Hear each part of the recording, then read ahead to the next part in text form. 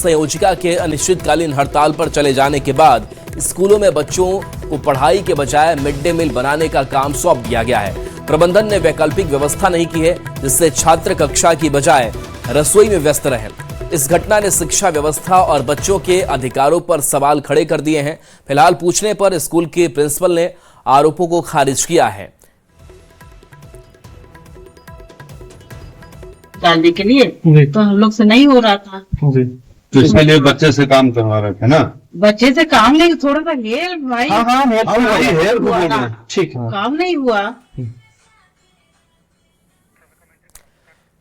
तो देखिए प्रिंसिपल साहिबा ये कह रही है कि हम काम नहीं करा रहे हैं, थोड़ा सा हेल्प ले रहे हैं। और हेल्प के नाम पर देखिए कैसे रसोईया का काम संभालते हुए, साफ सफाई करते हुए ये बच्चे जो है वो नजर आ रहे हैं। और देखिए सवाल भी कई हैं। तो देखिए न्यूज़ 18 के सवाल है, जहां स्कूल में आखिर कोई वैकल्पिक व्यवस्था क्यों नहीं है, और सवाल ये भी है कि बच्चों को क्यों खाना बनाने का काम सौंपा गया। और सवाल इसके साथ साथ ये भी है कि बच्चे अगर खाना बनाएंगे तो पढ़ेगा कौन और इनकी पढ़ाई कैसे पूरी होगी। क्या कर रही है तुम लोग? तो आपको तस्वीर हम इस छात्रा की दिखा रहे हैं जो रसोई में खाने पीने में हाथ बटा रही है। हालांकि ये काम रसोईया संयोजिका की है, लेकिन वो हड़ताल पर है। लेकिन हड़ताल पर होने के बाद ये तस्वीर सामने आई है और इस तस्वीर ने कई सवाल खड़े कर दिए हैं। और सवाल ये है कि स्कूल में कोई वैकल्पिक व्यवस्था आखिर क्यों नहीं रखी गई कि इन छात्रों से खाना बनवाया गया, बच्चों को क्यों खाना बनाने का काम जो है वो सौंपा गया। और सवाल ये भी है कि बच्चे खाना अगर बनाएंगे तो पढ़ाई कौन करेगा।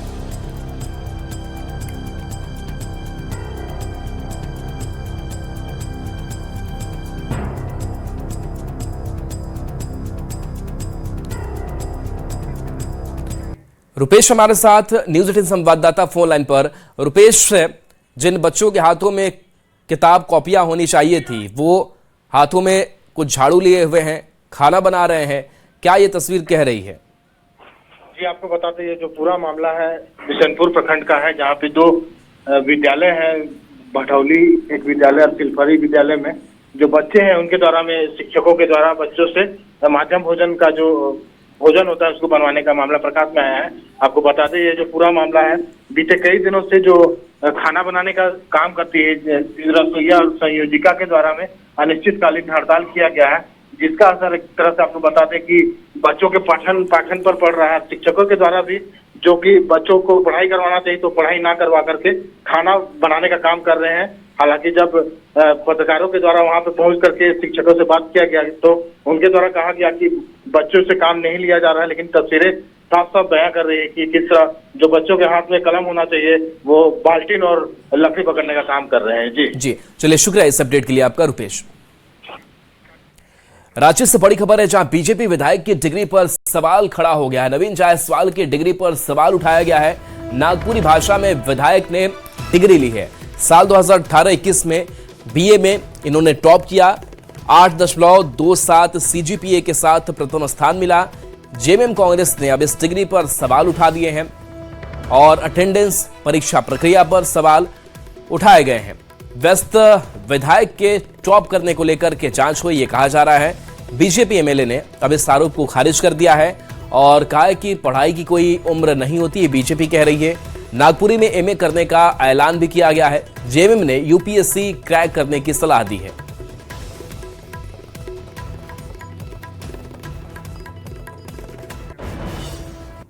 लाजमी है, और खास करके जिस दल से ये ताल्लुकात रखते हैं वहां सिर्फ फर्जीवाड़ा होता है, फर्जी डिग्री की भरमार है। उसमें एक कड़ी और जुड़ गई, नवीन जायसवाल जी नागपुरी में टॉप कर गए। 8.7 8.4 क्या सीजीपीए आया है, वाह क्या हास्यास्पद।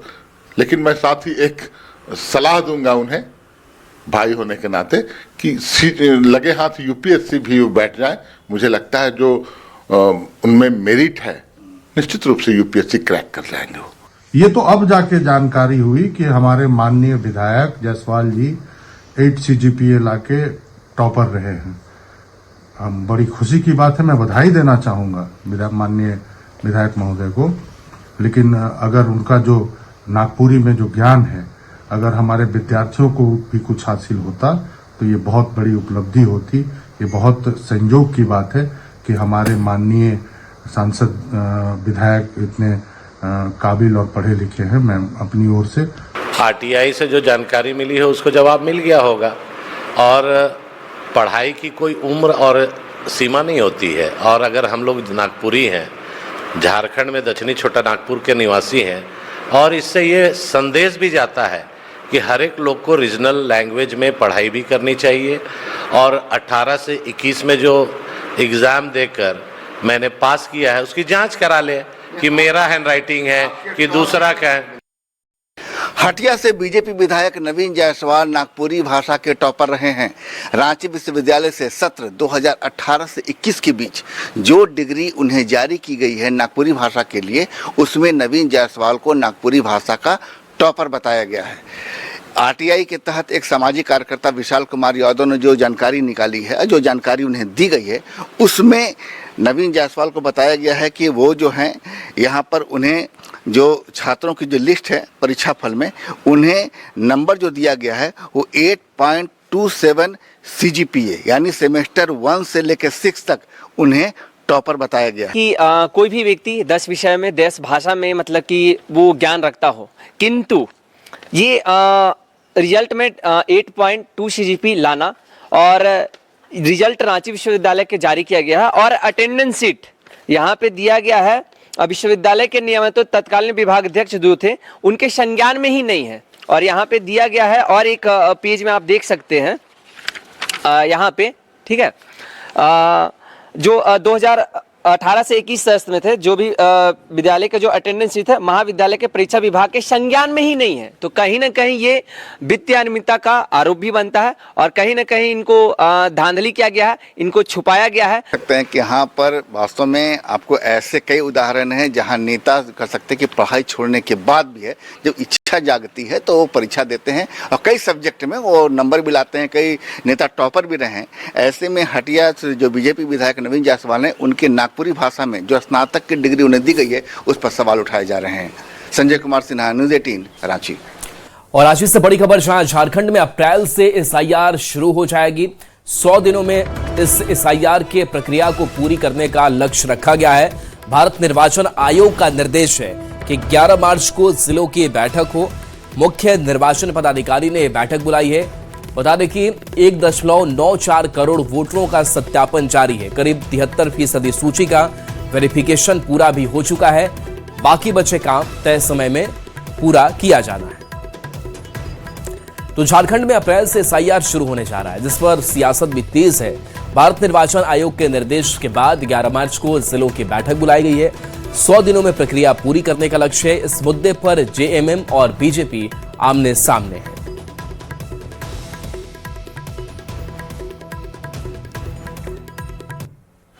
देखिए, एफआईआर हो एफआईआर हो क्या हो, उससे अब कोई मतलब नहीं है। जो भी तुगलकी फरमान जारी होगा इस तानाशाही सरकार का, सबका मुकाबला करने में हम सक्षम हैं। हमारे कार्यकर्ताओं की फौज एसआईआर की कवायद को भी हम देख लेंगे। एक भी व्यक्ति का नाम नहीं कटे, ये सुनिश्चित करेगी हमारी कार्यकर्ताओं की फौज, बूथ लेवल कमेटियां। खानदानी चोर राहुल गांधी और पप्पू ने इसकी शुरुआत की और बिहार में दौरा किया, जिसमें अखिलेश से लेकर के तेजस्वी और लोग लगे, इंडी गठबंधन वाले एसआईआर का हुआ खड़ा किया। अरे भाई, एसआईआर है क्या? ये सघन परीक्षण है और चुनाव आयोग इसको करती है। झारखंड में अप्रैल से मतदाता सूची का एसआईआर अभियान शुरू किया जाएगा, जिसे अधिसूचना जारी होने के बाद 100 दिनों के भीतर पूरा करने का लक्ष्य रखा गया है। भारत निर्वाचन आयोग ने राज्य के मुख्य निर्वाचन पदाधिकारी को आवश्यक तैयारी के निर्देश दिए हैं। मुख्य निर्वाचन पदाधिकारी के रवि कुमार ने बताया कि 11 मार्च को सभी जिलों के अधिकारियों के साथ बैठक होगी। उन्होंने कहा कि राज्य में 73% यानी करीब 1.94 करोड़ मतदाताओं का सत्यापन पहले ही पूरा किया जा चुका है। वो वर्तमान में कमीशन का निर्देश के अनुसार ये अप्रैल में शुरू करने के लिए डायरेक्शन आ चुका है। उसका प्रिपरेशन चल रही है, वो भी प्रिपरेशन कंप्लीट हो गया।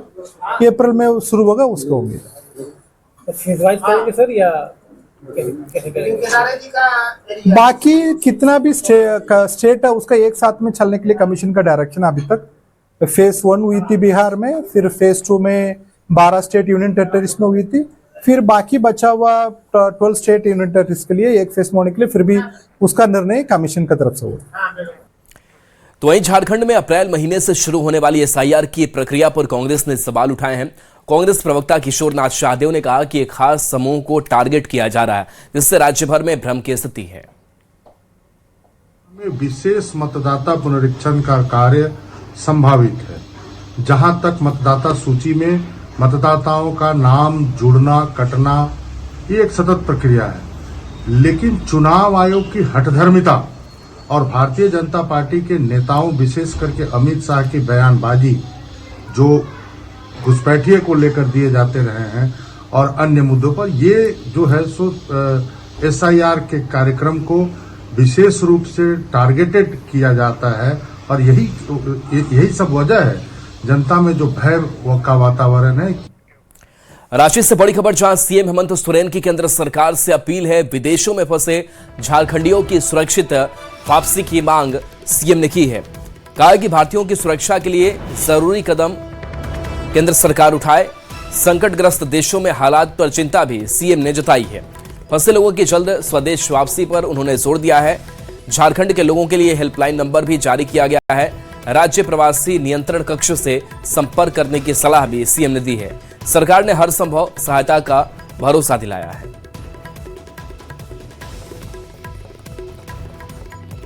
तो विदेशों में फंसे झारखंडियों की सुरक्षित वापसी को लेकर मुख्यमंत्री हेमंत सोरेन की अपील पर सियासत भी तेज हो गई है। तो जेएमएम ने कहा है कि राज्य सरकार इस मुद्दे पर गंभीर है और पूर्व में भी विदेशों में फंसे मजदूरों को सुरक्षित वापस लाया गया है। वहीं बीजेपी विधायक सीपी सिंह ने कहा कि केंद्र सरकार ऐसे मामलों में हमेशा संवेदनशील और सक्रिय रही है।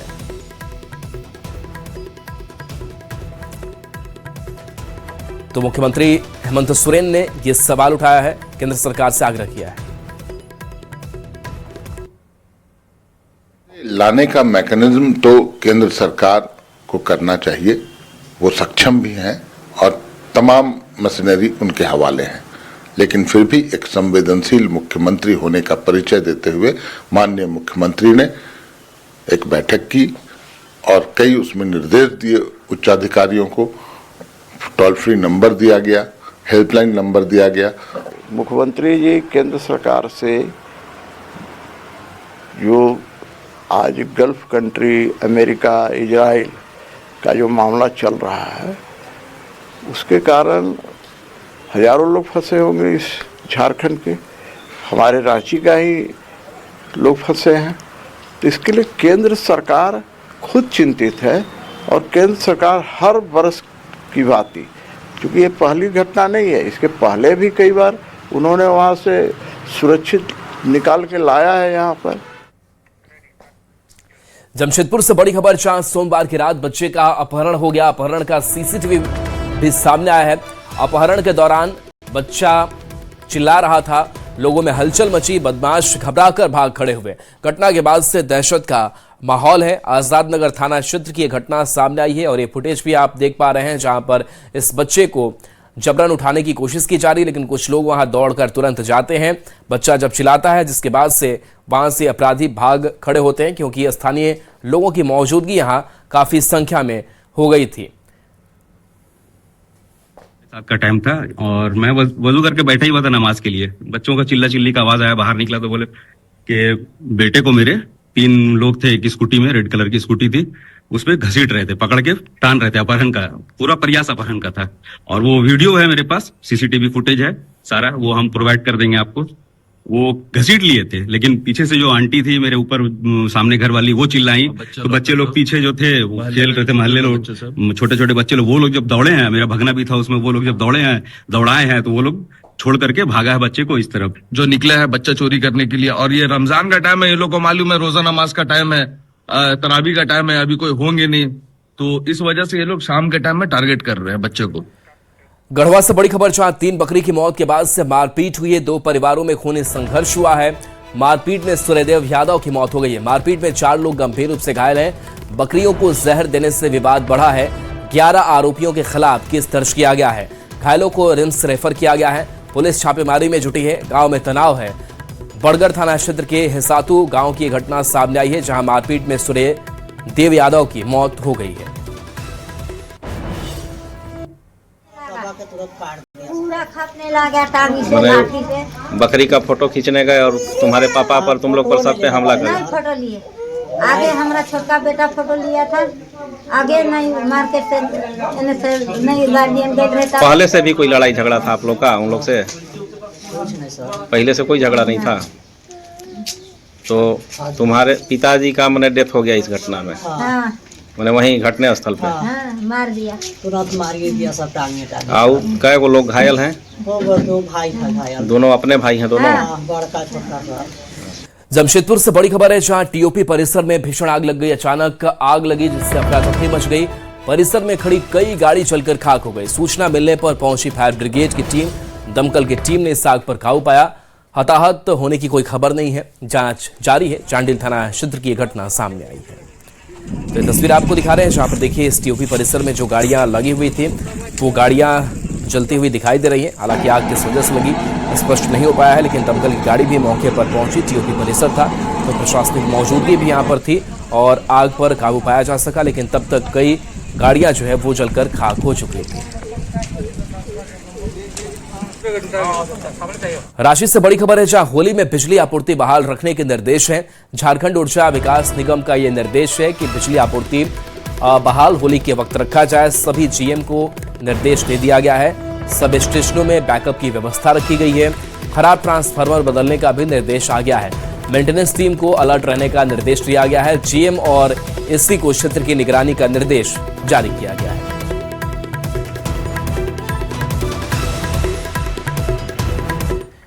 अगली खबर रांची से, जहां चंद्र ग्रहण के सूतक काल के कारण शहर के मंदिरों के कपाट बंद कर दिए गए हैं। धार्मिक मान्यताओं के तहत ग्रहण अवधि में पूजा अर्चना स्थगित रहती है। यह वीडियो रांची के राम मंदिर का है, जहां सूतक लगते ही श्रद्धालुओं का प्रवेश रोक दिया गया और मंदिर परिसर बंद कर दिया गया। तो साल का पहला चंद्र ग्रहण आज लग रहा है। देवघर स्थित बाबा बैद्यनाथ मंदिर में विशेष तैयारी की गई है। सूतक काल ग्रहण से 2 घंटे पहले लग जाता है। शाम 4 बजे तक जलार्पण के बाद मंदिर के पट बंद कर दिए जाएंगे। ग्रहण का समय 5:46 से 6:48 तक है। इसके बाद मंदिर को शुद्ध जल से धोकर पुनः श्रृंगार पूजा की जाएगी। श्रद्धालुओं के लिए एंट्री दोपहर 12:30 बजे से बंद कर दी गई है। बाबा धाम में सूतक काल जो है ग्रहण काल वो 5:46 से शुरू होके 6:48 तक चलेगा और हमारे यहाँ बाबा का पट 4 बजे बंद हो जाएगा, क्योंकि हमारे यहाँ यही परंपरा है। या मेरा बाबा का सूतक काल लगने माने ग्रहण लगने से 1-1.5 घंटे पहले बाबा का पट बंद हो जाएगा। ये अमनाली बाबा बैद्यनाथ धाम है, हमारे यहाँ पंचसूल विराजमान है। अब आपको बताते हैं लगने वाले चंद्र ग्रहण के बारे में कुछ और जानकारी। तो 2026 का पहला चंद्र ग्रहण आज है। चंद्र ग्रहण का समय जो है वो दोपहर 3:20 से शुरू है। यह ग्रहण 6:46 से 6:47 पर समाप्त हो जाएगा। हिंदू धर्म में चंद्र ग्रहण धार्मिक दृष्टि से महत्वपूर्ण माना जाता है और ग्रहण के दौरान चंद्रमा हल्का लाल भी दिखाई देता है। तो आपके शहर में ये ब्लड मून कब दिखेगा तो वो भी जान लीजिए। पटना का समय जो है वो शाम 5:53 पर है। रांची राजधानी की बात करें तो यहां पर ये चंद्र ग्रहण आपको शाम के 5:53 पर दिखाई दे सकता है, जिसका समापन शाम 6:47 पर होगा। मुंबई में सिर्फ 2 मिनट के लिए ये आपको आंशिक चंद्र ग्रहण यहां से दिखाई देगा। कोलकाता की अगर बात करें तो यहां पर चंद्रोदय का समय शाम 5:39 पर है। लखनऊ में चंद्र ग्रहण का समय शाम 5:59 पर है और 6:46 बजे तक ये चलेगा। इसके साथ साथ अब वाराणसी की बात करते हैं तो शाम के 5:59 से लेकर के 46 मिनट तक ये जो चंद्रग्रहण है वो देखा जा सकेगा। तो ये चंद्रग्रहण अलग अलग हिस्सों में कब दिखाई देंगे उसकी जानकारी हमने आपको दी। अब बात देवघर की करेंगे, जहां बाबा बैद्यनाथ मंदिर में होली से एक दिन पहले सदियों पुरानी हरिहर मिलन परंपरा का निर्वहन किया गया। पहले सुबह शुभ मुहूर्त में भगवान भोलेनाथ का भगवान कृष्ण से प्रतीकात्मक मिलन कराया गया। मान्यता है कि हरि ने ही यहाँ भोलेनाथ की स्थापना की थी। इस विशेष क्षण के साक्षी बनने के लिए गर्भगृह में भारी भीड़ उमड़ी। हरिहर मिलन के बाद ही देवघर में रंगों की होली खेली जाती। हरिहर मिलन बाबा बैद्यनाथ जी का प्रातः कालीन दर्शन। नमः शिव नमः पार्वती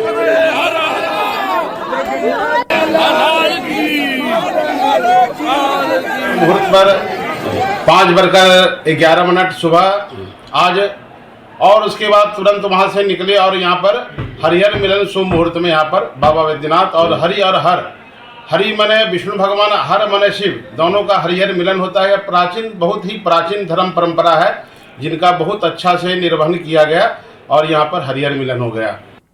एक छोटे से ब्रेक का वक्त है, चलो।